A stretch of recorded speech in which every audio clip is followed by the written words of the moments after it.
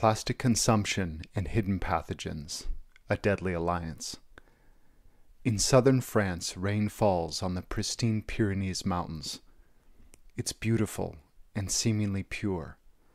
Yet in today's world, that rain is contaminated with microplastics. Every day, 365 microplastic particles fall per square meter. They collect in the soil and permeate the air. Plastic influences the body differently depending on its size. The smaller the particles are, the deeper they can enter. Those less than 5 microns end up in the lung and tend to stimulate mucus production. At 25 microns, they're too big for the lung, but they get into the mouth and nose and tend to make their way to the digestive tract, where they contribute to gut dysbiosis, which weakens your immune system and has been implicated in most chronic disease processes. Once in the gut, many plastics become what are called obesogens, meaning that they cause fat accumulation. With plastic exposure, your body will first cover the strange material in mucus, and later your body will store it as fat so it doesn't overwhelm the body. This further compromises the immune system and sets the stage for chronic disease. Dibutylene chloride is an additive in plastic, which can make mice gain weight and increases their chances of developing diabetes. This is happening for a few reasons. First, the mice want to sequester the plastic, and secondly, the plastics are acting as estrogens, causing the mice to gain weight and throwing off their endocrine systems, which contributes to diabetes. Plastics can also make fat loss a very difficult endeavor. While fasting, fat is supposed to mobilize and serve as an energy source. Environmental plastics serve as obesogens and appear to delay this process by blocking the fluidity of fat metabolism, making it harder to lose weight today than it was in 1984. Plastic additives can disrupt human endocrine or hormonal systems and are especially bad for children and babies. For our little friends, exposure, even in small doses, can have outsized effects on development.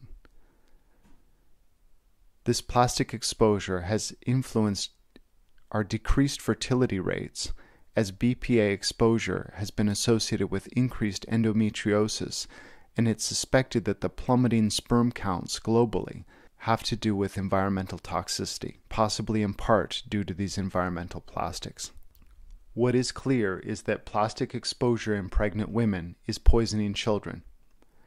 Burning plastic, especially in farming, is releasing PCBs and toxic dioxins into the air.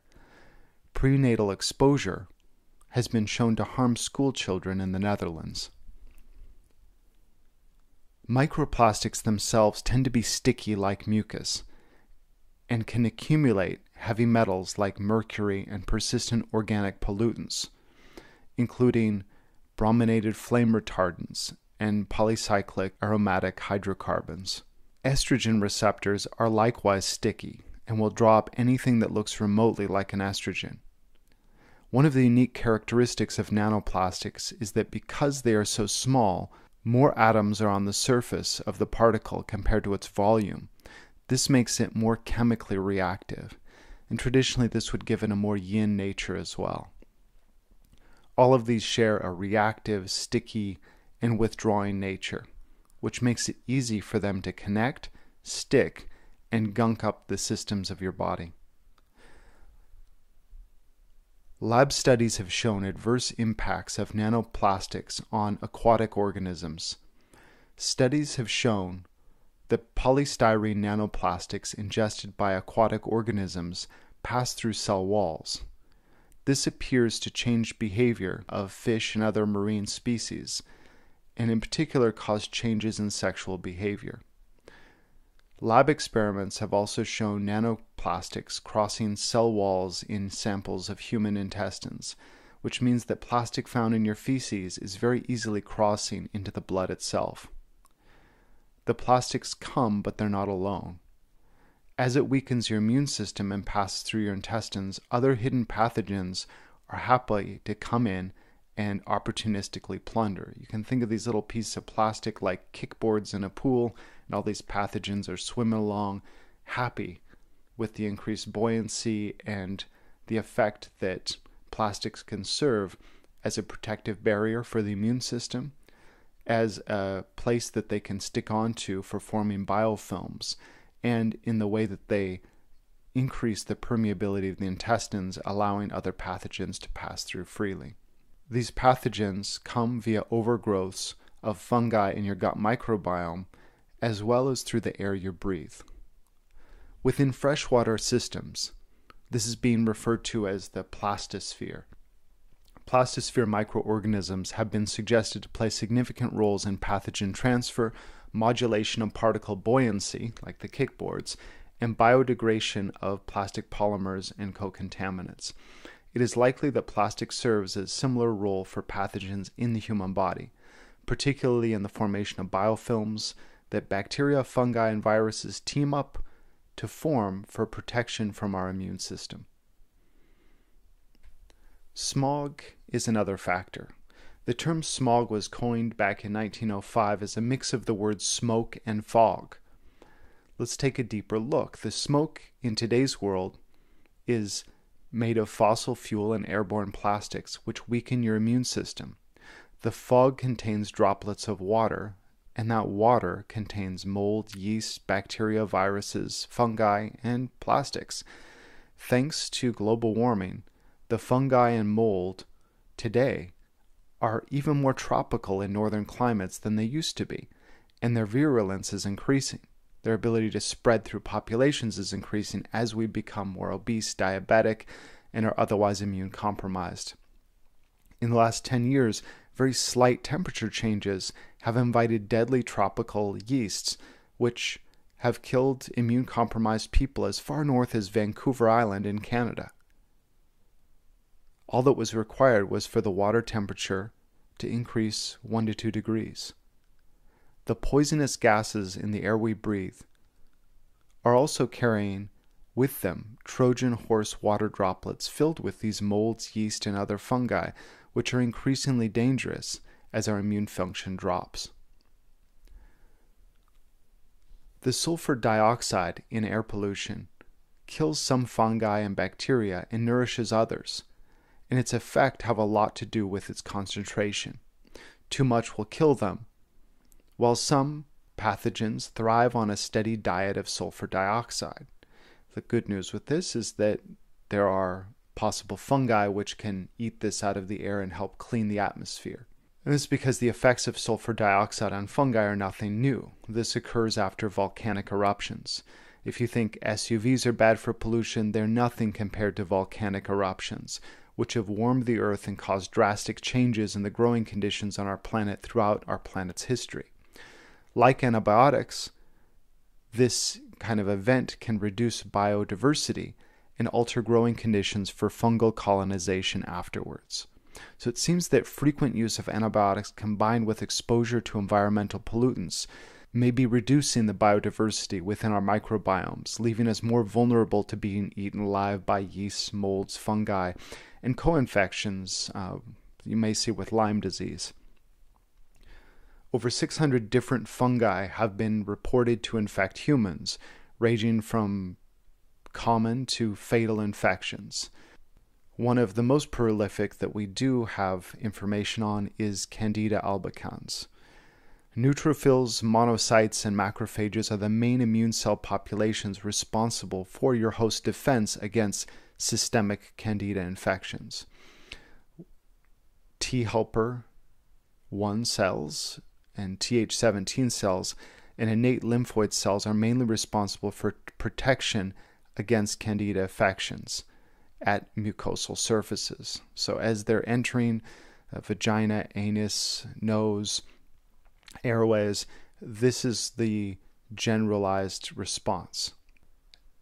Environmental pollution interferes with both aspects of your immune system, and to make matters worse, Candida has tricks of its own to make sure that this generalized immune system isn't going to do its best. It induces epigenetic reprogramming of your innate immune system to just forget about them. It's kind of like The cops keep showing up, but Candida just slips them some money and says, why don't you just forget about us for a while? And that's what your immune system does. And that's why people with otherwise healthy immune systems can get these kind of fungal infections. Now, is it possible that other fungi are working to do this, especially as you get a slight immune compromisation because of plastics? It seems so. If temperatures around Vancouver Island, British Columbia can raise by 1 to 2 degrees, inviting these kind of yeasts, what does lowering your immune function slightly do as far as inviting these yeast infections, athlete's foot, and other seemingly mild pathogens to come in? Because as they come in, it's not just that they're maybe causing some annoyance or itching, they're also actively altering your immune system to not bother them. And as such, as they do this, it's inviting other pathogens which you may not know about, which aren't measured, which are not even being looked for or even known about to come into the system. And this is in part because fungi and yeasts, the way that they reproduce is sexual. And a tropical yeast now, because of increased travel, increased temperatures, changes in currents, global warming, they're able to reproduce and form kind of hybrids, which no one is looking for, and it's anyone's guess how they'll be affecting the body. However, we do know that once plastics and other pollutions are lowering the immune system, and then these very mild infections start to take place, they are paving the way for other infections, pathogens we don't know anything about to come in and start to make their way through the body. And this contributes to a lot of pain and fatigue that people can't seem to understand. So once inside, Candida not only affects the local area, but it can travel to the brain, influencing Alzheimer's and further compromising the body for opportunistic infections. So that's the scary part about all this, is that whatever we're bringing into our body, it's going right into the brain. The blood-brain barrier is not what we once thought it was. And via the gut-brain axis, these pathogens are affecting us. They are causing irritability. They are causing personality changes. The zombie apocalypse, in ways, is upon us. Okay, maybe not extreme zombie apocalypse, but it's making us irritable. It's making us think much less clearly, and it's causing more emotional responses, just as it does when you're in a state of inflammation and sick. And I think this is explaining, at least in part, some of what we're experiencing as a society. Killing Candida involves more than Vagisil. It involves a more holistic systems biological approach to truly cultivate the body as a whole and balance it with the environment around us. And this is where plant-based medicines and more holistic systems of medicine really shine. Okay, so how do we clean up all of this mess? Is it just doom and gloom? Are we just going to get worse until we die off? Maybe, but not necessarily. There are natural ways we can restore both our planet and our internal ecosystem. As much as I've been talking bad about fungi, there are fungal friends, such as Pestalothiopsis microspora.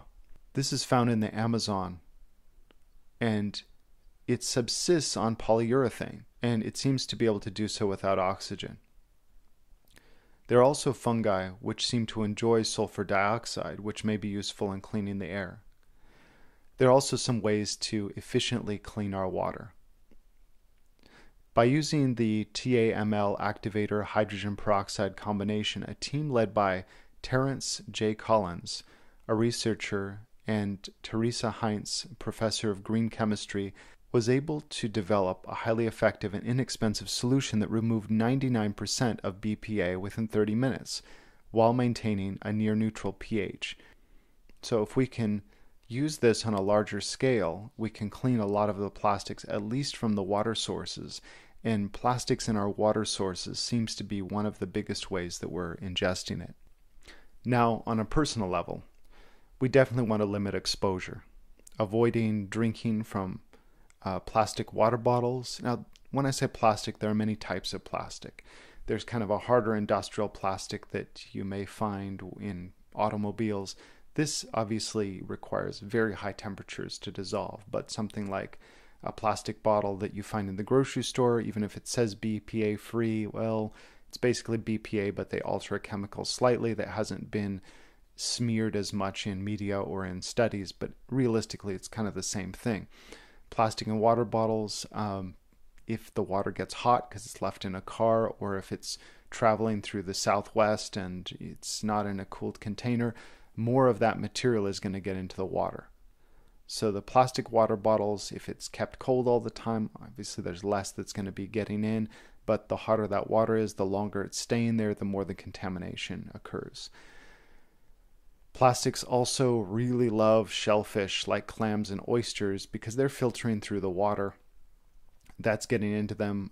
Oysters belch up plastic a surprising amount every week.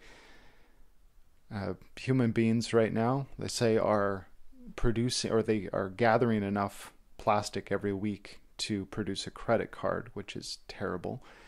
It seems that shellfish are gathering this as well. So maybe not all shellfish. I don't want to blame all the shellfish out there for being overloaded with plastic, but it does seem to be a condensed source. As far as breathing, air particles, you're going to need to keep breathing. And plastic, you're not really safe from it if you want to stay inside. It's inside and it's outside. It's coming from outdoor air pollution and indoor air pollution.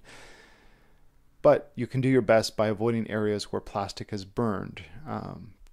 Can be really useful. If you're avoiding plastics, initially your plastic levels do drop, but there's aspects of it that don't drop, and this is probably because it's being stored in the fat.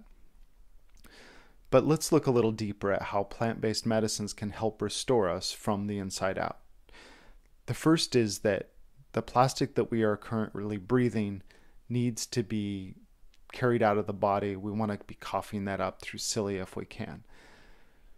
So we need to actively increase the macrophage activity and enhance the lung cilia to remove the plastic. This, in traditional Chinese medicine, is called opening the lung and removing phlegm. Depending on the pattern, this can also be done by boosting lung qi or boosting spleen qi. Naturally, we will also need to address the opportunistic fungi, yeasts, and molds and co-infections, which tend to move in and work to further destroy your immune system. So remember, the plastics aren't coming by themselves. There's smog, right? There's the smoke, there are the airborne plastics, but then there are also the water droplets that are containing these nasty fungi. So simply boosting the lung and doing something that may enhance the cilia isn't enough. There needs to be a fungicidal kind of component to this so that you're not enabling the pathogens to get in deeper. We do this with botanical biohacking's wind tea, which is combination of xiao chai hu and sanren tang. So you don't necessarily need to use this formula, but understand the main idea of it. This helps with more specific immune response, making your body's immune system more efficient and better organized. This also is highly antifungal, antibacterial, and antiviral. Then it helps with balancing the gut microbiota and at the same time helps to restore healthy bronchodilation, which can get contracted with environmental air pollution. This particular causes some slight tightening in the chest, and so the lungs need to open to do their best work. And this lung tightness can also influence our emotions. The way we breathe can influence our emotions, and through this tight breathing, we may increase our likelihood to have anxiety, depression, and sadness, as well as not being able to parasympathize properly. So this action of opening the lung is very relieving for emotions, and in turn that will influence our feeding behavior. Physically restoring healthy lung function can literally feel inspiring, and this is an important first step. Before we do anything else, we want to address what people are breathing and how this is influencing the gut microbiota via the immune system. Secondly, we want to restore healthy gut microbiota to remove the leaking damage through the intestinal wall. Greater biodiversity in the gut will help repair some of the damage you are currently getting through air pollution as well, because air pollution has both direct and indirect effects on the gut microbiome. But if we know that certain types of fungi can eat plastics, then obviously we don't want the gut completely populated with this, but with increased biodiversity, we're more likely to find something that will eat the plastics and safely remove them through our systems. And we do this through Botanical Biohacking's MicroGuard Plus. If you don't want to use MicroGuard Plus, that's fine. You're going to be looking at the main idea of using digestives, which also are dissolving hidden phlegm, hidden mucus in the body in a way that's not too warming and not too cooling. Finally, we want to remove the sedimented plastics, which are in the blood itself. A safe way to begin with this is to use Botanical Biohacking's Tibetan foot soaks to kick up the debris so that the macrophages in your body can remove the plastics. In addition, it's important to sweat in a sauna or otherwise make sure that you are sweating. Plastics such as BPA can exit via urine, stools, and sweat, so we want to make sure that this purging is happening at all levels. And because of plastic pollution, we may need to sweat more than we used to in order to maintain basic health. These are also ways that we eliminate dampness, and the plastics, because of their nature, can be chalked up to a kind of external dampness. Intermittent fasting may also be useful for eliminating fat, and as the fat begins to dissolve, it will release the plastic contents. Now, keeping that in mind, we need to remember that plastics will make fat loss harder than it used to be. So simply not eating may not be enough. We may need to not eat, but then also look at the condition of the body. Do we need to be regulating gasotransmitters? Do we need to be regulating gut microbiota as this is happening so that we can be getting rid of the fat, and then once the plastics are being released, do we have the macrophages to be eating this up and taking it out of the system without it getting stored again? We don't just want to be releasing it and storing it. We want to be cleaning ourselves as efficiently as possible. For lingering and hidden dampness and mucus, specific herbal formulas designed to improve microcirculation may be necessary to truly scour and remove those nanoparticles of plastic, which are engaged in molecular mimicry and throwing your body out of balance. So once you've taken care of the lungs, digestive system, I would look to blood-moving herbal formulas like 血府注油, 不氧化物, and others from Wang Qinren School of Medicine to really get to the deepest layers and into those microvenules and collaterals. The rise of airborne plastics within cities in China coincided with the changes Dr. Jin Zhao made in his approach to medicine around 10 years ago. His prominence as a doctor isn't because he is smarter or has memorized more than other doctors. It's because he is well attuned to the environmental and social changes which have affected us in the current era. Our environment is changing. Society is changing. And plant-based medicine must retain firm roots, but while it's changing at the present time in order to stay relevant. We can read about ancient classics where people used a very common formula and had a miraculous result, and yet increasingly we're not seeing that in the present day. And this is because plastics have thrown everyone in medicine a huge curveball that we must adapt to if we're to see those kind of predictable clinical miracles that have been written about in the past and that Jin Zhao enjoys in the present because he takes all of this into consideration.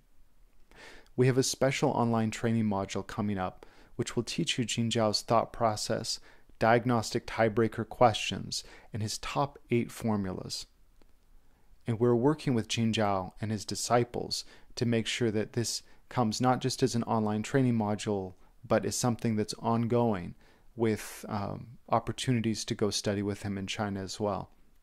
So we'll have this on Botanical Biohacking and via CMTW, or Chinese Medicine That Works, which is an online training company that also has in-person seminars, which are really a blast. In addition, we're in the process of developing these top formulas with the help of Dr. Jin Zhao, so it will be easy and convenient to remove the hidden damp and phlegm, which is often present, but it doesn't look like it should in the textbooks, and this is because of the environmental pressures in our current age. Thank you so much for listening to the Botanical Biohacking Podcast. I'm your host, Dr. Andrew Miles.